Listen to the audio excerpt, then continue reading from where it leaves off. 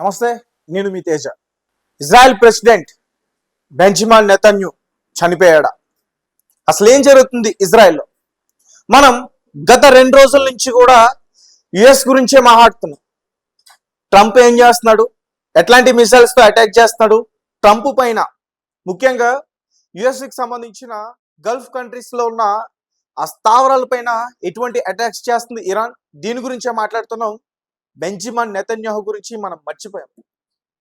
Netanyahu చనిపోయారనే వార్త ప్రపంచవ్యాప్తంగా viral అవుతుంది. సరే, కనీసం ఇజ్రాయెల్ గవర్నమెంట్ అయినా దానిపైన స్పందించాలి, కనీసం ఇజ్రాయెల్ మిలిటరీ అయినా దానిపైన స్పందించాలి. ఇప్పటి వరకు స్పందించలేదు, కనీసం ఖండించలేదు. చివరిగా నెతన్యాహు వీడియో ఆయన అకౌంట్లోనే ఎక్స్ అకౌంట్ వేదికగా ఎక్కడైతే ఇరాన్ అటాక్ చేసిందో అక్కడ కనిపించాయి. తర్వాత బాగానే ఉన్నారు, సేఫ్గానే ఉన్నారు, ఎటువంటి ప్రమాదం జరగలేదని మాట్లాడారు. బట్ ఆయన చనిపోయారు అనే వస్తున్న విమర్శలకి మాత్రం వాళ్ళు చెక్ పెట్టలే. సో కాబట్టి దీని గురించి ఖచ్చితంగా ఆలోచించాలి. ఐఆర్జేసీ ఏమో మేము ఎగ్జాక్ట్గా మా బాలిస్టిక్ మిసైల్స్తో ఇజ్రాయెల్ ప్రధాని కార్యాలయం పైన మేము అటాక్ చేసామని చెప్పి వాళ్ళు మాట్లాడుతున్నారు. ఇజ్రాయెల్ కూడా దానికి ఒప్పుకోదు, మా కమాండో దగ్గర వాళ్ళు అటాక్ చేశారని చెప్పి. అయితే ఇప్పుడు ప్రస్తుతం సోషల్ మీడియాలో ఒక ఫోటో వైరల్ అవుతుంది. మీరు పక్కన స్క్రీన్ పైన చూడొచ్చు. శిథిలాల పైన ఒక పడున్న వ్యక్తి బెంజమిన్ నెతన్యాహు ఆకారంలో ఉన్నాడు. కొంతమంది ఆఫీసర్లు అతన్ని ఎత్తుకుని తీసుకెళ్తున్న దృశ్యం అది. అసలు ఏం జరుగుతుంది? ఇంకొక పక్క మిలిటరీ ఒక శవపేటికని తీసుకెళ్లి ప్రేయర్ చేస్తున్న విజువల్స్ అన్ని బయటకు వస్తున్నాయి. అతను ఆ పెట్టుకలో ఉన్నది ఎవరైనా మిలిటరీ ఆఫీసరా, లేకపోతే బెంజమిన్ నెతన్యాహు? ఇరాన్ చేస్తున్న దాడులకి ఇజ్రాయెల్ ఖచ్చితంగా ఇంకా చాలా భీకరమైన దాడులు చేయాలి, కానీ అంత దాడులు చేయట్లా. ఇదిగో చేస్తున్నాం, అదిగో చేస్తున్నాం యుఎస్ నుంచి మాటలే తప్ప ఎక్కడ కూడా ఇరాన్ని దెబ్బ కొట్టట్లా. మొదట్లో 28వ తారీఖు అలాగే మార్చి 1 టెహరాన్లో భయంకరమైన దాడులు చేశారు. దాని తర్వాత ఇంకా కొన్ని రాడర్ సిస్టమ్స్ పైన కూడా దాడి చేసే ప్రయత్నం చేశారు. బట్ ఇరాన్ ఏదైతే చేస్తుందో ఆ యుద్ధాన్ని తట్టుకోలేకపోతున్నారు. ఏం జరిగింది? బెంజమిన్ నెతన్యాహు చనిపోయారని చెప్పేసి యుద్ధాన్ని ట్రంప్ మాటలతో సరిపెట్టి యూటర్న్ తీసుకుంటున్నాడా, లేదంటే గల్ఫ్ కంట్రీస్ నుంచి ప్రెజర్స్ వస్తున్నాయి కాబట్టి ట్రంప్ యూటర్న్ తీసుకుంటున్నాడా, లేదంటే అమెరికన్ ప్రజలు కూడా ట్రంప్ పైన వ్యతిరేకంగా నినాదాలు చేస్తున్నారు వైట్ హౌస్ దగ్గర కూడా వచ్చి, అందుకని యూటర్న్ తీసుకున్నాడా, లేకపోతే బెంజమిన్ నెతన్యాహు చనిపోయాడని చెప్పేసి యూటర్న్ తీసుకున్నాడా? దీని గురించి ఖచ్చితంగా మాట్లాడాలి, ఇజ్రాయెల్ మాట్లాడాలి. కనీసం ఆ బెంజమిన్ నెతన్యాహు గురించి వస్తున్న ఏదైతే విమర్శలు ఉన్నాయో ట్రంప్ కూడా వాటిని ఖండించే పరిస్థితి లేదు, ఎక్కడ కూడా ఖండించలే. దగ్గరగా ఆ విషయం బయటకు వచ్చి ఇప్పటికీ 4 రోజులు అవుతుంది. ఎవరు కూడా దాని గురించి మాట్లాడట్లే. యుఎస్ డిఫెన్స్ వాళ్ళు కూడా మాట్లాడట్లే. అండ్ ఒక పక్క ఐఆర్జేసీ చాలా భయంకరమైన యుద్ధం చేస్తుంది, ఎక్కడ కూడా తగ్గట్లే. మేము శాంతి చర్చలకు రాం, 24 గంటల్లో మా దగ్గర ఉన్న 60% యురేనియం దాంతో మేము అనుభవం తయారు చేయగలం అని గతంలోనే చెప్పాం, ఇప్పుడు అదే చేయబోతున్నాం. మా టార్గెట్ ఇజ్రాయెల్ కాదు, మా టార్గెట్ యుఎస్. ఇజ్రాయెల్ ఏముంది? ఇజ్రాయెల్ని తలుచుకుంటే ఒక 2 రోజుల్లో మేము మా ఇచ్చేయగలం. మా యుద్ధం, మా ప్రధాన శత్రువు ఎప్పుడు కూడా యుఎస్ఏ.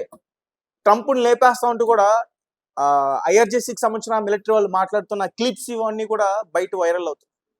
ఇంకా యుద్ధం ఇలాగే కొన్ని రోజులు కొనసాగితే ప్రపంచ దేశాలన్నీ కూడా ఆర్థికంగా మళ్ళీ కొన్ని వందల సంవత్సరాలు వెనక్కి వెళ్ళే పరిస్థితి కూడా ఉంది. ఒక పక్క ఖమేనీని చంపేశారు కాబట్టే బెంజమిన్ నెతన్యాహుని అదే విధంగా ఎక్కడైతే మా పైన ఏ రకంగా దాడి చేశారో అదే రకంగా దాడి చేసి చావు దెబ్బ కొట్టామంటూ ఇరాన్లో ఆ మిలిటరీ కావచ్చు, ఇరానియన్ ప్రజలు కావచ్చు, బయటకు వచ్చి డాన్సులు వేస్తున్న దృశ్యాలు అవన్నీ కూడా లేదు. ఖమేనీని చంపినందుకే చాలా మంది డాన్సులు వేస్తున్నారని చెప్తున్నారు.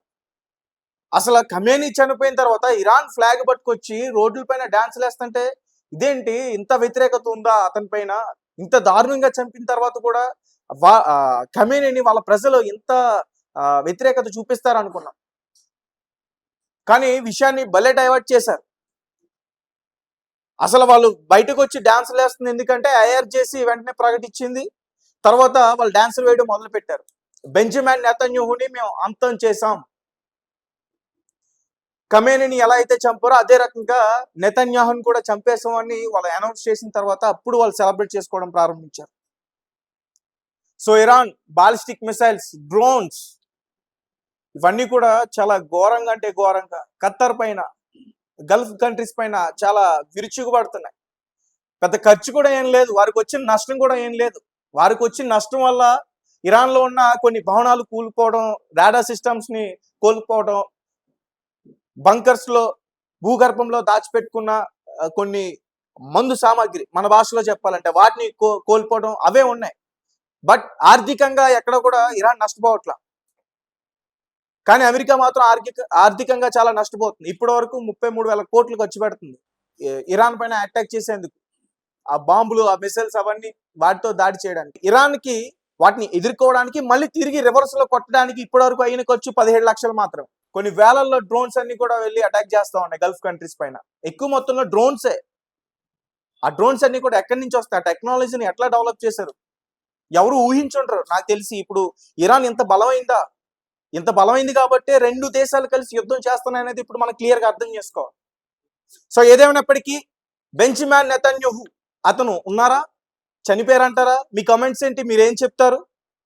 బెంజమిన్ నెతన్యాహు లాంటి వ్యక్తి బ్రతికుండకూడదా, బ్రతికుండొచ్చా? ఎందుకంటే ట్రంప్ అనే మూర్ఖుడితో చేతులు కలిపాడు కాబట్టి. చాలా మంది బెంజమిన్ నెతన్యాహుకి ఇండియాలో సపోర్ట్ చేస్తున్నారు. అతను చావకూడదు, ఉగ్రవాదాన్ని అంతం చేసే వ్యక్తి అని అతను చెప్తున్నారు.